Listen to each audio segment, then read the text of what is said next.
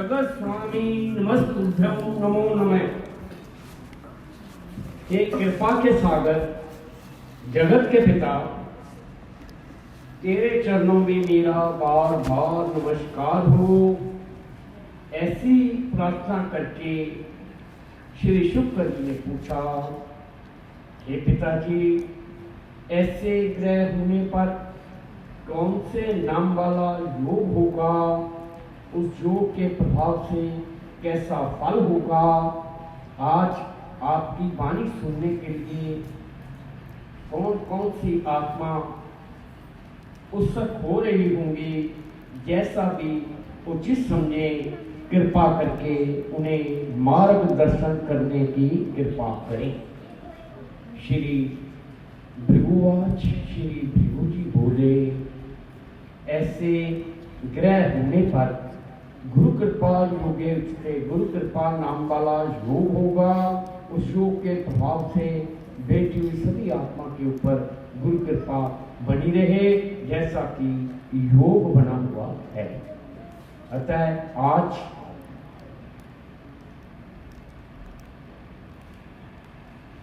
आषाढ़ मास से शाढ़ का महीना होगा, शुक्ल पक्ष होगा, पूर्णिमा तिथि होगी, भृगुवास में शुक्रवार का दिन होगा। मेरे पुत्र, मेरे भगत आज मेरे दरबार में सत्संग, मेरी वाणी सुनने के लिए उत्सुक हो रहे होंगे। आज बैठी हुई सभी आत्मा मेरी दृष्टि में है। ऐसा नहीं समझना चाहिए मेरे पिता ने मेरा नाम लेकर क्यों नहीं कहा। देखो पुत्र भक्तों, आज का दिन समर्पण का दिन है, उत्सर्ग का दिन है, बलिदान का दिन है।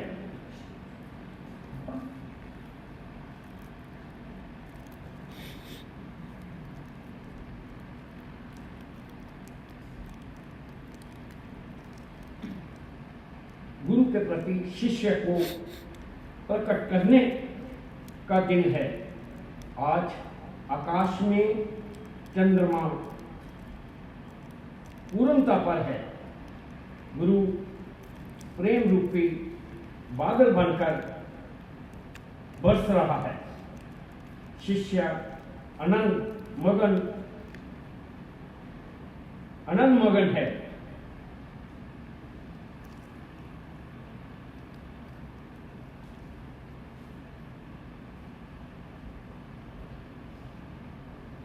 वह गुरु के चरणों में समर्पण करके अपने आप को धन्य मान रहा है। जब शिष्य में पूर्ण पात्रता आ जाती है, गुरु समेत शिष्य में उतर जाता है।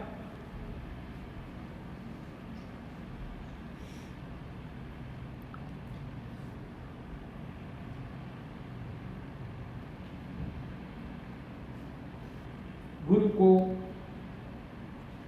अपने शिष्य को सुंदर बनाने में बेचैनी होती है, जैसे कुम्हार अपने मटके को सुंदर बनाने में बेचैन रहता है।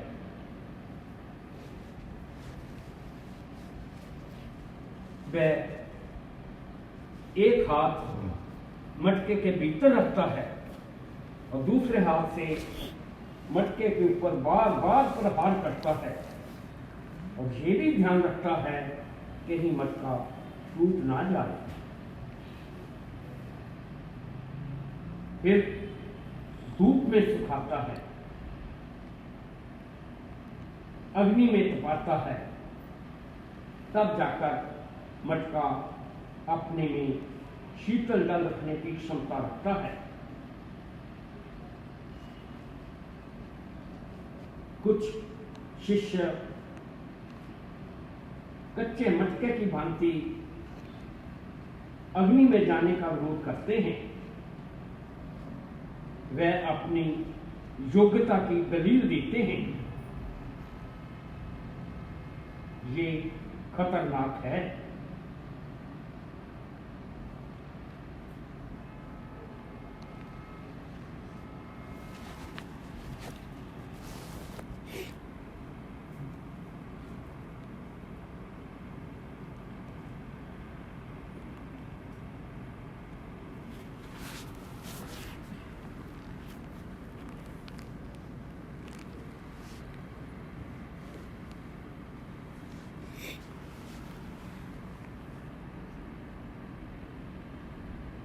ये खतरनाक है। शिष्य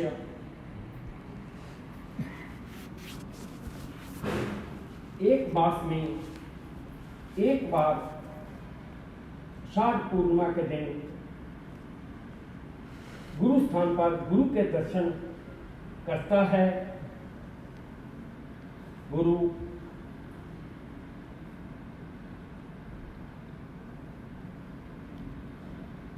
पूर्ण वर्ष अपने हृदय से आशीर्वाद देता है और वे शिष्य गुरु के आशीर्वाद पाकर धन्य हो जाता है।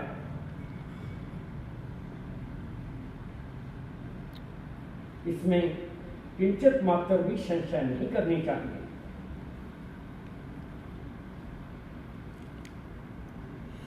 आषाढ़ मास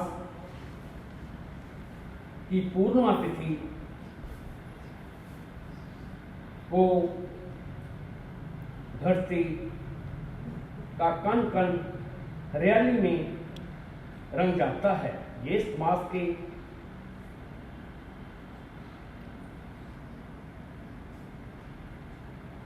तपती धरती अपनी प्यास बुझा लेती है।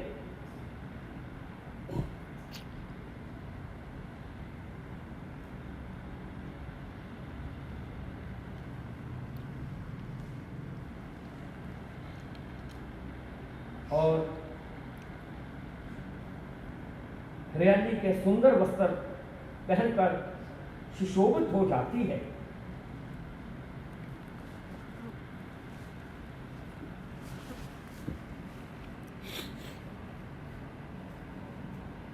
आषाढ़ मास की पूर्णिमा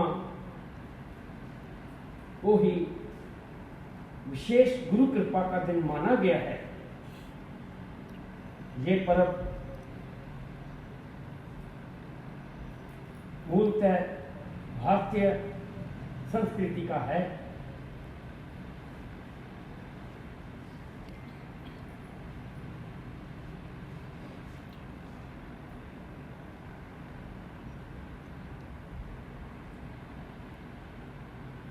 आषाढ़ मास में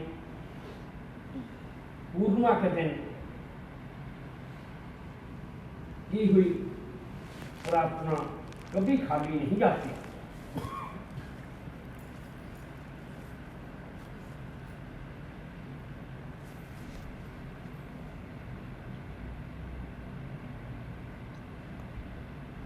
कुछ शिष्य तो अपने जैसा गुरु को खोजते हैं। गुरु लोभी हो, लालची हो, कपटी हो,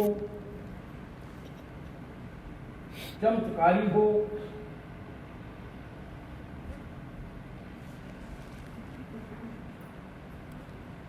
शीघ्र से शीघ्र मनोकामना पूर्ण करने वाला हो। यदि मनोकामना पूर्ण नहीं हुई तो शिष्य गुरु की निंदा करता है, उसे कपटी, लोभी, स्वार्थी कहकर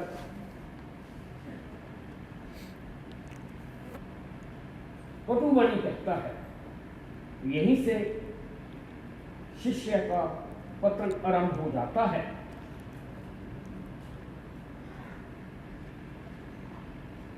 गुरु अंधकार से रोशनी की ओर ले जाता है, अपने शिष्यों से शुभ कर्म करवाता है, सेवा सिमरन सत्संग दान तीर्थ यात्राएं करवा कर पापों का नाश करता है। देखा जाए जितनी भी विघ्न बाधाएं हैं ये पूर्व जन्म के किए हुए पापों की सजा है। जब शुभ कर्म करते हो पापों का नाश होता है। पापों का नाश होने से विघ्न बाधाएं स्वयं ही दूर होकर सुख सुविधाएं आनी शुरू हो जाती हैं।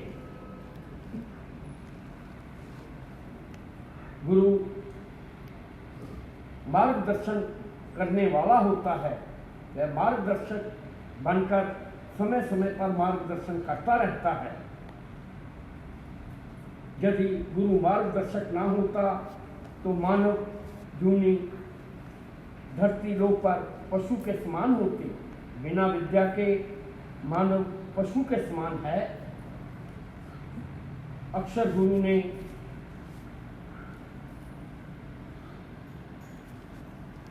अक्षर ज्ञान करवाया जिसका फल आज धरती लोक पर मानव साक्षात भोग रहा है। गुरु तो तत्व ज्ञान से भर देता है। बिना गुरु कृपा के तत्व ज्ञान की प्राप्ति नहीं होती।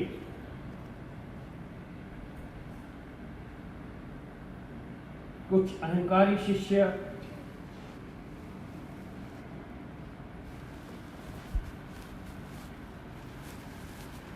किंचित मात्र मुद्रा देकर गुरु से लाखों करोड़ों मांगते हैं।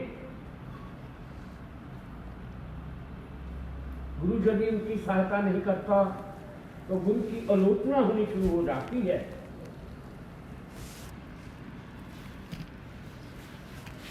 गुरु के ऊपर दोष लगाता है।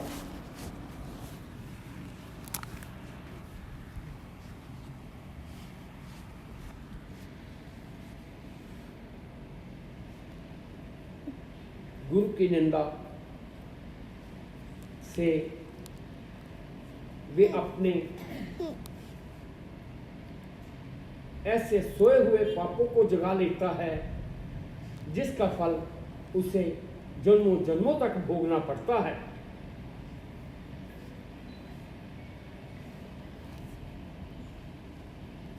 कलिकाल में शिष्य हर समय गुरु की परीक्षा लेता रहता है।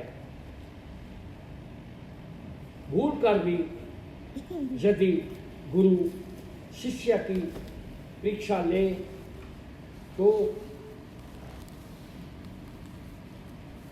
शिष्य गुरु को धक्का मारता है।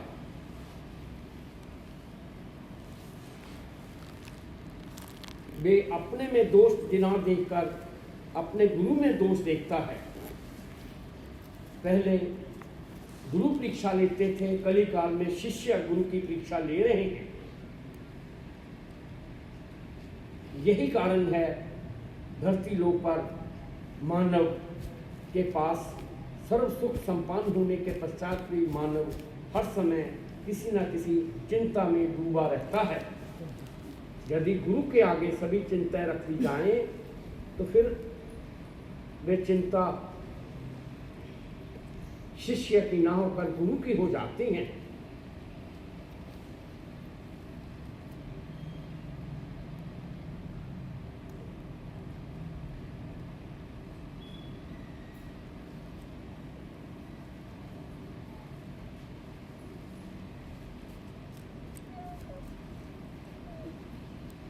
गुरु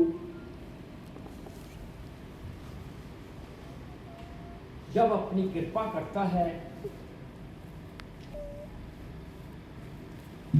तो देवात्मा को भी उनके ऊपर कृपा करनी पड़ती है। तत्व ज्ञान की प्राप्ति होती है। पूरा जीवन ज्ञान से भर जाता है। गुरु ऐसी विधि को बता देता है जिससे कि इहलोक परलोक दोनों ही सुधर जाते हैं। जैसे दूध में दही है, छाछ है, माखन है, घी है, बिना विधि के माखन प्राप्त नहीं हो सकता। दूध में भले जितना मर्जी जल डालते जाओ, माखन मिलने वाला नहीं।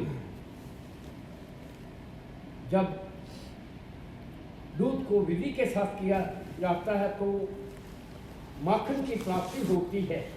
ऐसे ही जब गुरु शिष्य का मंथन करता है, मंथन करके माखन जैसा बना देता है, फिर उसमें जितना मर्जी जल मिश्रित करते जाओ, वह जल माखन में मिश्रित होने वाला नहीं। अर्थात कलयुगी जीवों की शिष्य के ऊपर फिर निंदा का प्रभाव नहीं होता। शिष्य को सिर्फ एक लगन होती है, मैं अधिक से अधिक गुरु की सेवा करूं, क्योंकि ज्ञान हो चुका होता है। गुरु की सेवा से बढ़कर और कोई सेवा नहीं।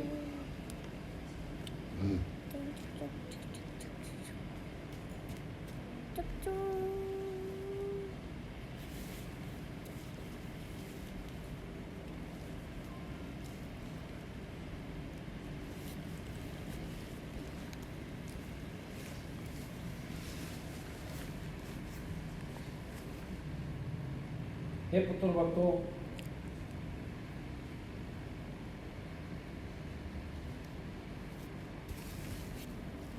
साधारण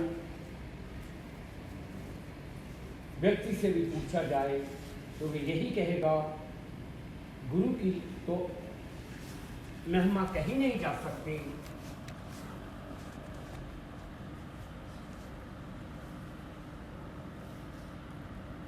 यदि उस व्यक्ति से पूछा जाए, क्या तुम गुरु के आदेश की पालना करते हो? यदि वे अपने मुख से कहे हाँ करता हूँ, तो ये असत्य है। यदि वे मौन रहे तो समझ लेना चाहिए वे सत्य है। शिष्य गुरु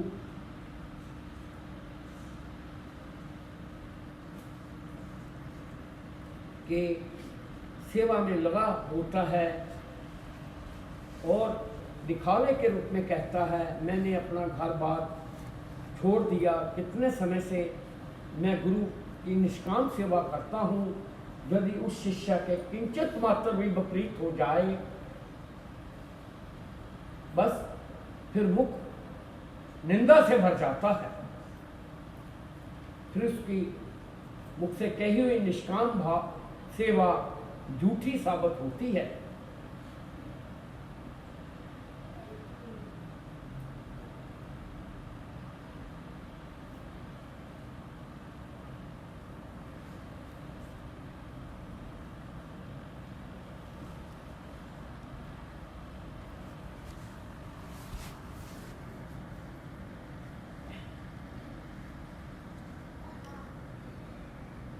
गुरु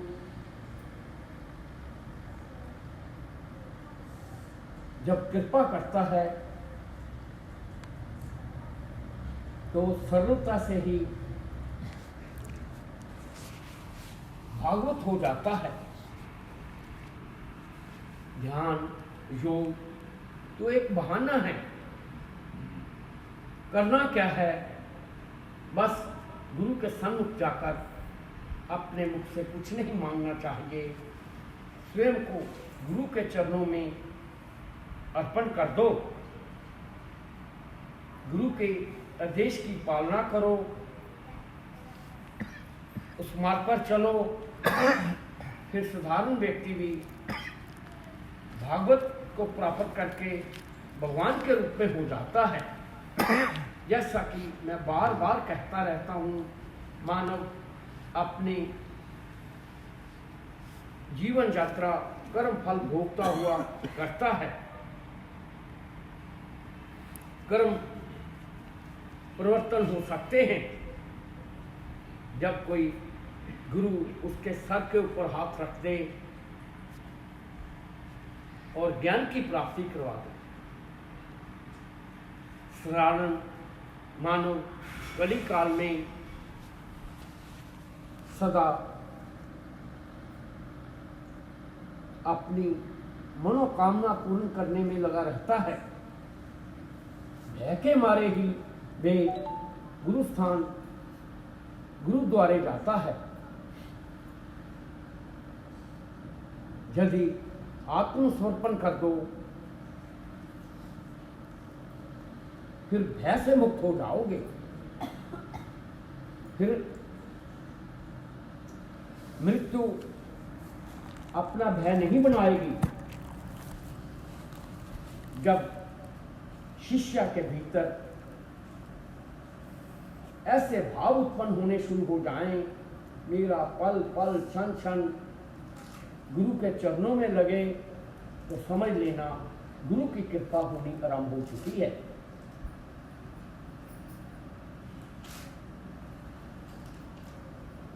शास्त्रों ग्रंथों में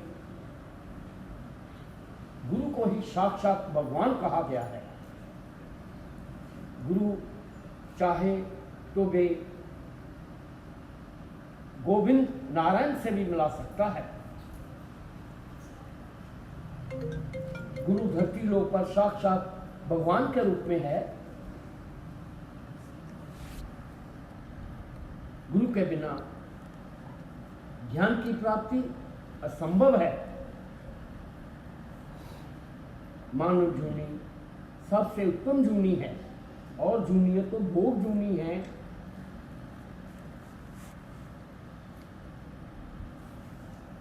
मानव को कर्म जूनी में कहा गया है। वे कर्म करके अपने भाग्य में परिवर्तन कर सकता है।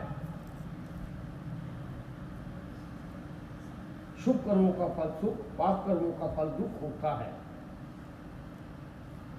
जब गुरु मार्गदर्शन करता है, शुभ कर्म होते हैं, पापों का नाश हो जाता है। जैसे लोहा लोहे को काटता है, ऐसे ही शुभ कर्म पाप कर्मों का नाश कर देते हैं। कलिकाल में एक घड़ी नहीं तो आधी घड़ी, आधी से भी आधी घड़ी उस गुरु के चरणों में समर्पण होकर देखो, फिर जीवन में आनंद भर जाएगा। देखो शुक्र, बहुत से आत्माएं तो इस संसार को दुखों का घर कहती हैं। वे भूल जाते हैं ये दुख अपने ही पैदा किए हुए हैं। इन दुखों से मुक्त होने का एक ही मार्ग है, मानव जूनी दुखों का अंत करने के लिए है। जो मानव गुरु के चरणों में लग जाता है, फिर गुरु शुभ कर्म करवाता है, पापों का नाश होता है, यहां तक कि गुरु मुक्ति को भी प्राप्त करवा देता है।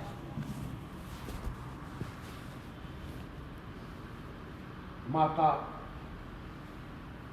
तो संस्कार देने वाली है, शिक्षक गुरु विद्या देता है, दीक्षा गुरु जीवन में तत्व ज्ञान भर देता है, जिससे भक्ति उत्पन्न होती है। भक्ति से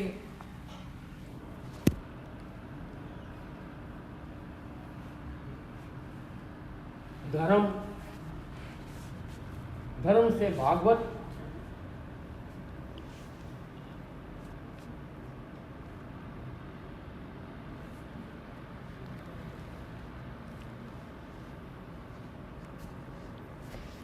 भागवत से साधारण आत्मा भी भगवान के रूप में हो जाती है। जैसे प्राचीन परंपरा के अनुसार अतिथि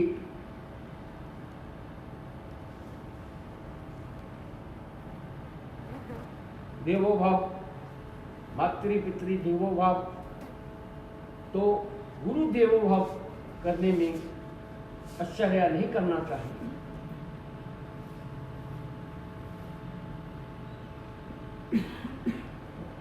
हे मानव, अभी भी तुम्हारे पास समय है, 83 लाख जूनियों में से बच सकते हो। गुरु की शरण में जाओ। देखो पुत्रवत्तो, गुरु धारण करने से पहले अच्छी तरह से मन में विचार कर लेना चाहिए। भले उसको सप्ताह, माह, वर्ष भी लग जाए तो वो चिंता नहीं, लेकिन एक बार गुरु से दीक्षा लेने के पश्चात गुरु की निंदा करनी तो परे की बात, निंदा सुनने से भी पापों के भागी हो जाते हो।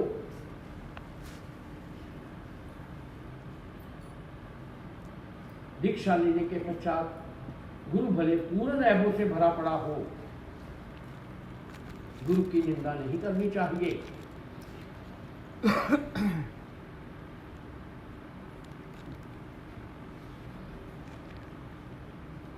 और गुरु के आगे जाकर अपने मुख से कुछ मांगना नहीं चाहिए।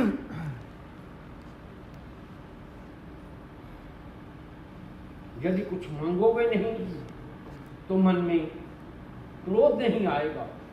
गुरु तो सब कुछ जानता है, अपने शिष्य को ये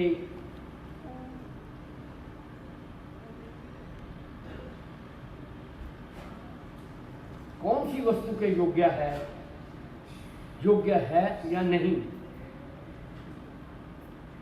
यदि कोई शिष्य हट करके गुरु को किंचित मात्र धन का लोभ देकर अपनी मनोकामना पूर्ण करवाना चाहता है, वे तो शिष्य अहंकारी हुआ, गुरु के देश की पालना नहीं हुई, तो फिर गुरु कृपा कैसे होगी। गुरु कृपा तभी होगी जब गुरु के हृदय में जाकर उतर जाओगे, और गुरु भी ऐसे क्षण की तलाश में रहता है कब शिष्य तालमेल में आ जाए और गुरु उसमें तत्व ज्ञान भर दे। वे समय पूर्ण तत्व ज्ञान प्राप्त करने का होता है। गुरु जिस समय को शेष समय कर सकता है।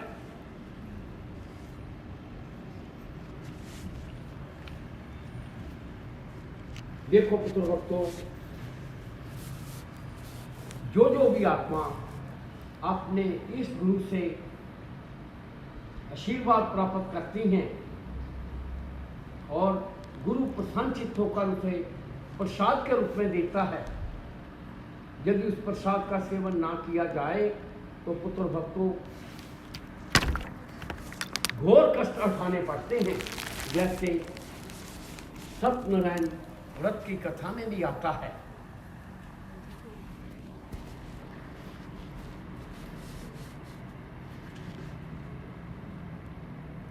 जब गुरु द्वारा सत्संग, संकीर्तन, कथा, भंडारे इत्यादि किए जाएं, वह आत्मा अभागी होती हैं जो उस भंडारे का प्रसाद के रूप में सेवन नहीं करती। कुछ आत्मा ऐसी भी होती हैं जो वहां से तो प्रसाद के रूप में ले जाती हैं और दूसरी जगह जाकर किसी पशु को डाल देती हैं। वे सोचती हैं गुरु ने मेरे को कौन सा देखा, लेकिन गुरु तो क्षण क्षण पल पल की खबर रखता है। ऐसा मन में नहीं सोचना चाहिए। प्रसाद का सेवन करने से बहुत से लोगों का नाश होता है, आत्मा पवित्र हो जाती है, मन इधर उधर भटकना बंद कर देता है। हे पुत्रवत्सों, कली काल में भक्ति मार्ग पर चलना कठिन नहीं है। ये समय तो बहुत कठिन थे जब सैकड़ों वर्षों तक तपस्या करनी पड़ती, तब भी परमात्मा प्रसन्न नहीं होता था। कली काल में देवी देवताओं के दर्शन करके परमात्मा को पा सकते हो।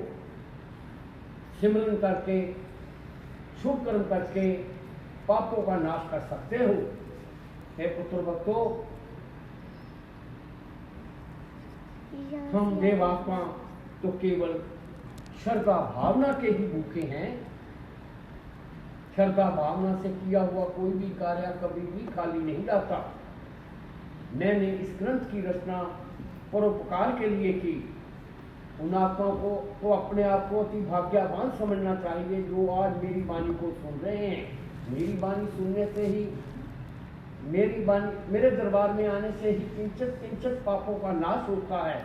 मेरी वाणी सुनने से पाप पुण्य बनासुर पापों के ढेर ऐसे नाश हो जाते हैं जैसे घास के बड़े बड़े ढेरों को किंचित मात्र अग्नि राख के रूप में परिवर्तन कर देती है।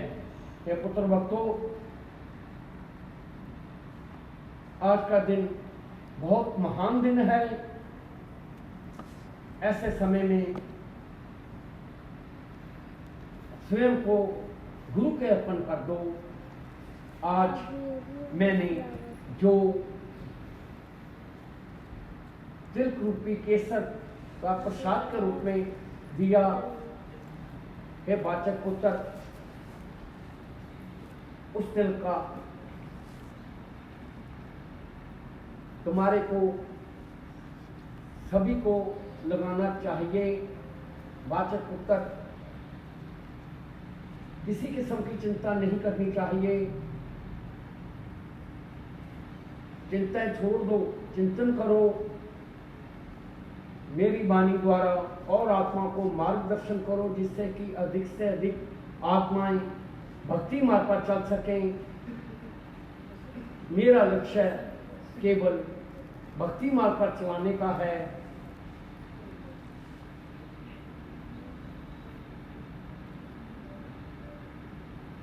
जिस भी आत्मा ने आज गुरु पूर्णिमा के दिन मेरे दरबार में आकर अतिथि याग के रूप में सेवा की, सत्संग सुना, मेरी वाणी का श्रवण किया, तो पुत्र भक्तों, ऐसे अवसर पर पापों के ढेर नाश हुए। विशेष दिन, विशेष समय पर किए हुए शुभ कर्म विशेष फलदायक होते हैं। जो आत्मा भक्ति मार्ग पर चलती हैं, फिर वे अपने गुरु को दोष ना देकर अपने में दोष निकालती हैं, लेकिन कलयुग के प्रभाव से अपने में दोष कम और गुरु में दोष अधिक निकल रहे हैं। अपनी चिंता छोड़कर चिंतन करते जाओ। गुरु देवो भव, माता संस्कार देती है,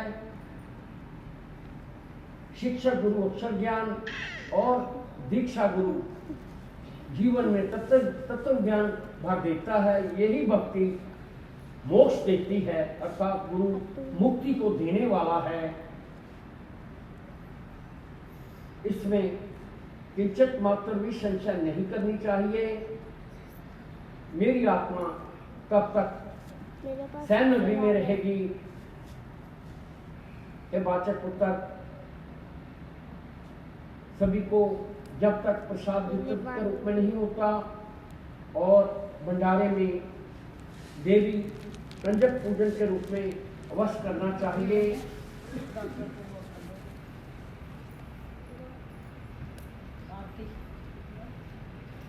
और मेरे पुत्र भक्तों को तिल के रूप में प्रदान करवाओ। पहले देवात्माओं की आरती के रूप में होगा, तब तक मेरी आत्मा वाचक पुत्र के रूप में होगी। वाचक पुत्र अपने निवास स्थान पर बैठकर सभी को प्रसाद वितरण के रूप में करेगा। धैर्य संयम से काम लेना चाहिए। बैठी हुई सभी आत्मा मेरी दृष्टि में है, सभी को मेरे बहुत बहुत आशीर्वाद है। पूर्वकों सदा शुभ मार्ग पर चलते जाओ, विघ्न बाधाएं दूर होती जाएं, रुके हुए सभी कार्य बनते जाएं, मंगल विचार दिनों दिन प्रतिदिन मंगल ही मंगल होते जाएं। बैठी हुई सभी आत्मा मेरी दृष्टि में, ऐसा नहीं समझना चाहिए मेरे पिता ने मेरा नाम लेकर जीने का। सभी को मेरे बहुत बहुत आशीर्वाद। इति शुभ।